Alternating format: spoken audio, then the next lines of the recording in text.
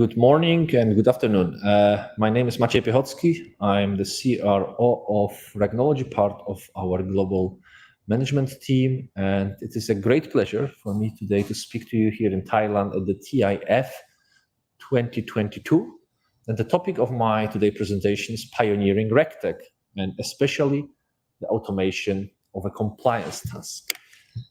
Before I start talking about the RegTech, I will briefly explain you who Regnology is, because you may have not heard about us. And regulatory technology, RegTech, you will not be surprised, has a very, very clear and quite unique vision. Our vision is to connect regulators and the industry, regulators for you being the OIC and the industry being yourselves, insurance companies, to drive financial stability, transparency, and a sustainable future. And indeed, we are quite unique in what we are doing for a simple reason. We have the great privilege for almost 3 decades now to be serving technology-wise both sides, the insurance company side and the side of the supervisors and regulators. And that's in quite some numbers. Today, indirectly, around 34,000 regulated firms, insurance companies, pension funds, banks, and directly 7,000 of insurance companies, banks, and pension funds are using our technology to provide data to their respective regulators. But more interestingly, over 50 regulators, almost 60 now, are using our technology to collect data from supervised companies, which is really interesting because indeed it allows us to align with the needs and requirements of both sides of what we are calling the regulatory value chain.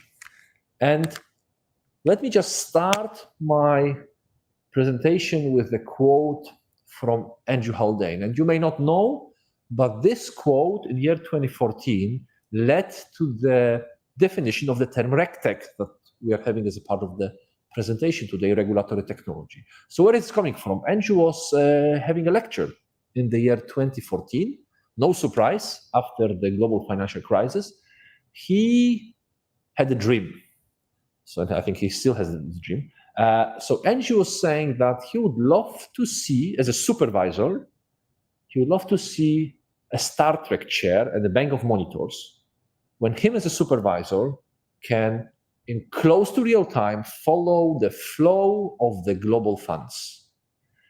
And he was comparing this a bit to the global weather system. And we know today, if you log into some weather apps, you see in close to real-time tracking of the global weather. Now, we are still quite far away from this for the RegTech, for supervisors, and also for the industry topic. But actually, Andrew was saying he would like to have the centerpiece of information on his monitor to see the financial flows, the spillovers, the correlation, and the risk concentrations. Now, out of this quote from Andrew, the whole RegTech industry, but also subsequently the SupTech industry, supervisory technology for regulators were created. And again, that's where us as Regnology are having biggest experiences with. Let me talk a bit about the SupTech, supervisory technology, and RegTech, regulatory technology for you as insurers, and why it's so exciting to be providing both. Well, it's quite easy because the objectives of regulators and objective of insurance companies are quite different. Let me start with objectives of regulators here, respectively the OIC, your regulator in Thailand. The regulators have a very clear mandate to keep the system safe and stable, and for this, they need to make decisions. Regulators are making decisions in so-called evidence-based decision framework, so they need evidence for their decisions, and evidence comes from data. So no surprise that regulators in any country will be asking insurance companies for data. They will enhance the data scope. And meanwhile, you see the transition of many regulators from a bit more paper-driven or document-driven to data-driven. So no surprise that more and more insurance supervisors are asking for a greater granularity. Number two, regulators, to make good decisions, need good data quality. So there is increased scrutiny on data quality, on the data timeliness, and on the data frequency. That's my point number 3. The problem for you as insurance companies is that the more regulators ask for, the more cost you are having. Because let's be honest, for you as insurers, regulatory compliance in general or regulatory reporting in particular are not the core mandate of your business. The core mandate of your business is to make your insurance clients happy. And when I talk to CFOs of insurance companies, we usually agree on the following definition. You have to be as compliant as necessary and as efficient as possible. And why is that? Well, compliance or regulatory reporting is not a beauty contest. You have to be as compliant as your regulator, in this case OIC, is requiring them. You should probably not be more compliant than required because nobody will benefit from it.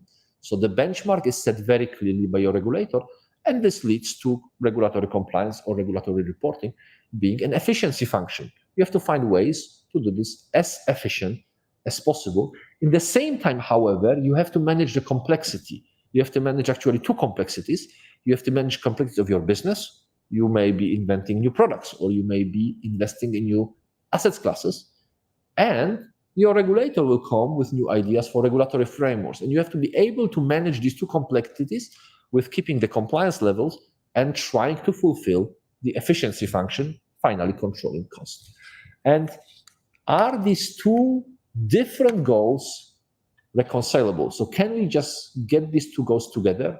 And can we see some ideas for improvement? And we indeed can see 3 areas of improvement.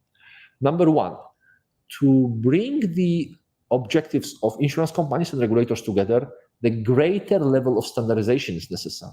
So finally, expressing it very shortly, we need to have a common dictionaries, common data models for insurance contracts, for claims, for assets. These contracts are still by far missing there, and there's a big step to get the standardization a level up. Second, the systems of both insurance supervisors and insurance companies are still quite manual, and there is a big wave of digitalization to come. Many regulators these days are thinking about writing regulation as code that can be deployed on modern platforms. And we believe that with automation and digitalization, these 2 different goal sets of regulators and insurance companies can be reconciled and automation can be improved. And the third area, which is, however, a bit more difficult, is to try to mutualize these costs. We've seen a number of jurisdictions that are really doing a great job in mutualizing, meaning bringing cooperation in areas that are not competitive. Some people will call it co-opetition, comes from cooperation and competition in the same time. And I think we are all agreeing here that for insurance companies, regulatory compliance and regulatory reporting is not really a competitive area. That's why it's offering potential for mutualization.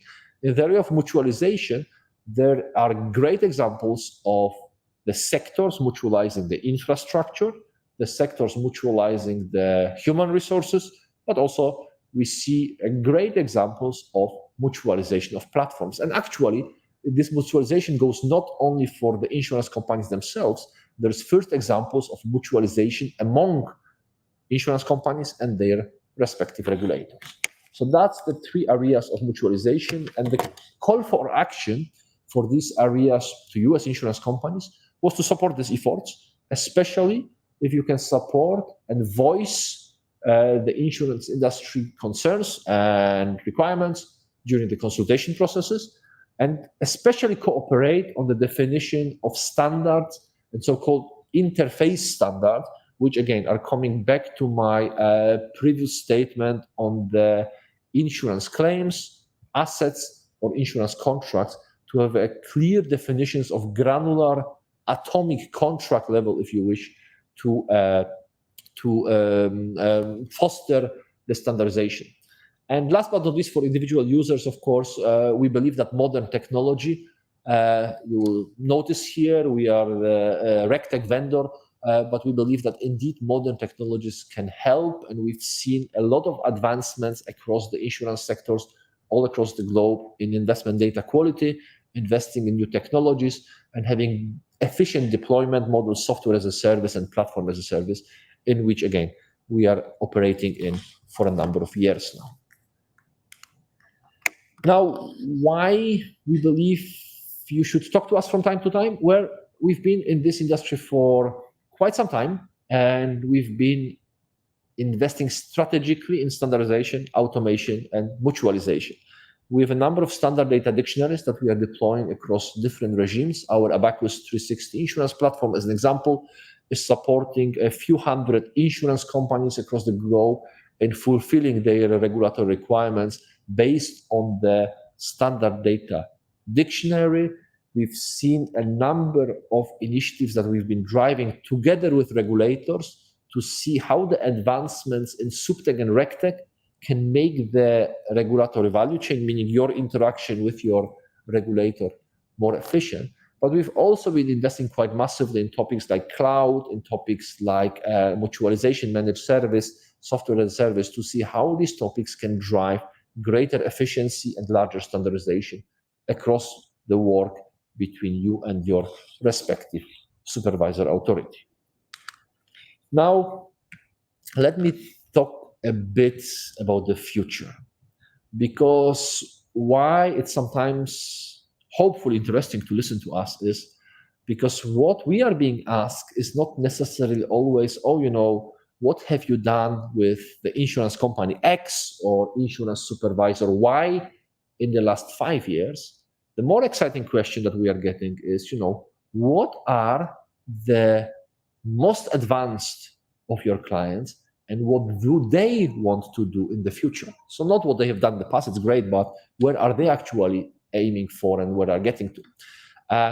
And one topic which we've been investing heavily is the inefficiency of regulatory change. Again, I will allude to my previous statement. Regulatory change is usually big cost for you as insurance companies. But why is that actually? Well, it has to do with the wrong design of the whole regulatory system. Let me please use the comparison between Tesla and any other more traditional car manufacturer. Let's not mention too many names here. Well, of course, Tesla's electric cars and, many manufacturers are still running on diesel, but that's not actually the point. There is a fundamental change that Tesla introduced when they started releasing cars a few years ago. And this feature that many of you maybe not have heard of is called update over the air. What does it mean? It is possible to update Tesla cars over the air and change the way how the car is configured. Many other car manufacturers are not there yet. The problem is the way how they design the car. Even if cars today, I think everybody will agree, are a big bunch of software, it's still not possible to update the different configurations of the car over the air. And in many, many situations, the car needs to go to garage for have specialists updating it. So the big difference in Tesla and other cars is this over-the-air possibility to reconfigure the car. Think about you as an insurance company and your insurance regulator now. When your insurance regulator has a regulatory change, you are probably in this old school usual car manufacturer model. Means that you need to hire consultants, you need to start getting your IT to build a system, maybe you will buy some point solution RegTech, and the whole system is not very efficient. You will spend a lot of money, and probably your supervisor will spend a lot of money, and after many, many months later, there will be a regulatory change implemented. It can be a new data collection, it may be a new way how you are calculating your capital, whatever it is. Now, with RegOps that you see here, we have tested and tried a concept to operate the regulatory system and update the regulatory system for regulatory change in the same way like Tesla updates the car. And it's quite groundbreaking. It is coming actually from some of our experience that we gathered in Austria. Again, we were very lucky a few years ago to help the Austrian regulators to design a system that is collecting from the whole country granular data with lowering the cost of compliance for institutions regulated in Austria, but also in certain Eastern Europe. And this concept is giving us some of the initial advantages that we use in this Tesla-like model. So again, the idea behind it is that the regulatory authority, in your case, the OIC, could pull the data without affecting your cost base from you and be dealing with much more flexible way of analyzing this data, while you as insurance industry would be asked to maintain the data on the level of your contracts, again, insurance contracts, claims, invested assets, in the agreed upon way. That's where this word standardization, which I was using before. And you've seen this approach. Actually, this approach is not so groundbreaking new because we implemented this in Austria in the year 2014. And it brought massive advantages for all the financial institutions involved in the process. Again, around 850 financial institutions from Austria. The double peak, twin peak regulators in Austria. And again, is one of the very nice examples of truly RegTech, not only improving the way how technology is being used, but making the whole compliance, regulatory compliance and regulatory reporting much more effective and much more efficient. And that's finally what RegTech should be about. It should not be, the same way how we have done things 10 years ago, but with a new technology stack. It should truly bring efficiencies and more effectiveness in the regulatory compliance project. So great example from Austria. And if you think about where we believe as Regnology, the regulatory compliance will develop in the future, it's about your regulator or regulators getting the data pulled from you instead of you pushing aggregated reports to regulators. Again, it's a no-brainer. Your regulators needs this data for decision-making. And yes, it means more transparency. On the other hand, and we have really good metrics coming from Austria, this is with the approach that we are proposing here, which includes standardization, but also includes quite large level of mutualization of the platform. It massively reduces the cost of compliance. So again, for us, it's a bit no-brainer. We've been there in Austria. We see a lot of interest from other jurisdictions in the approach, combining the needs of the regulator with fulfilling the requirement of the insurance companies to lower the cost base. One more example that I would like to briefly discuss comes from Sweden. And we've been really lucky in Sweden to be supporting the Swedish insurance regulator in the way how they interact with the Swedish insurance companies and banks. Sweden is a consolidated regulator. And a few years ago, we've been asked to try to use modern technologies to improve the way how the Swedish regulator interacts with their insurance companies in the form of the very modern portal and in the form of automatic delivery of data into this portal. We were quite privileged to cover the European regulations for the insurance sector, so-called Solvency II regulation, but also the regulation for the pension fund sector, so-called IORP II regulation, and provide this in the model that we call regulation as a service. And why I'm bringing this use case here is because we see in more and more jurisdictions that actually the insurance or banking sector, respectively, are expecting regulation as a service. So they are looking for providers that can package the regulation so you as an insurance company can avoid spending quite a huge resources for things that your peers are doing in exactly the same way. And this is what should be expecting from your RegTech vendors. Your RegTech vendors should be packaging the regulatory change topics into software and providing to you as a service. Those RAS, regulatory as a service. And again, it's not only working for insurance companies, as you can see from this use case, it's working also for insurance regulators. What is great about this use case, which I'm showing here, is it's affecting 310 supervised entities, so insurance companies in Sweden. There's a number of really great technology topics that are covered in this use case, especially the cloud native technologies and this regulatory as a service, which is then based on the cloud modern architectures. So that's the 2 use cases that I prepared from the more supervisors industry, but also covering the regulatory technology use cases for the insurers.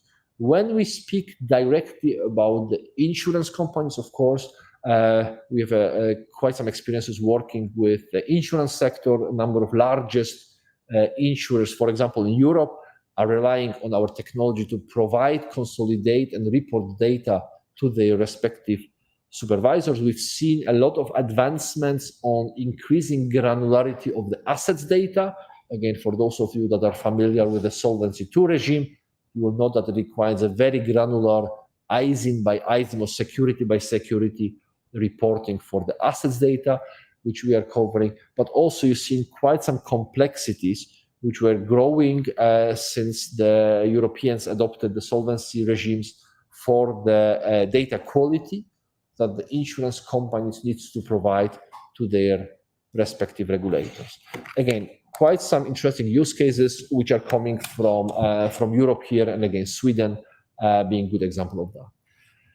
Another example I would like to mention, we've been really lucky to be invited to provide technology for the modernization of the APRA platform in Australia. It's called APRA Connect program, which goes for superannuation, which goes for general insurance, private health and life insurers, over 4,000 validation rules that were asked there, and around 4,000 institutions and number of users that are operating on this platform, encompassing around 225 plus forms that are being filed to regulators. So also in Australia, really interesting use cases, how you can bridge over the so-called APRA Connect, which is largely a very modern portal, how APRA operates the connection to their insurance companies in Sydney. Last but not least, I would like to briefly mention the more research work that we are doing. You will recall briefly the Tesla example that I was mentioning before. We've been really privileged to elaborate on the Tesla example, or sometimes we call it the granular pool of data from supervised entities with FDIC. We are a member of the rapid phase prototyping program of the FDIC in Washington, D.C., but equally, we were a successful alumni of the FSTI proof of concept grant of the MAS in Singapore, both looking in innovative ways for them as a regulator to pull the data from their supervised entities without increasing the cost for their supervisors at the same time. There's some papers on this, so if you're interested, we'll be very, very glad to share with you papers that we prepared on this. And of course, if you are interested in the technology that we are providing to the insurance sector or indeed to supervisors, we'll be very glad to follow up on that. And with that, I would like to thank you very much for the time today. It's been a pleasure to be invited to the TIF 2022. I wish you a further great event, and let's stay in touch. Please contact me if you have any questions. Thank you very much.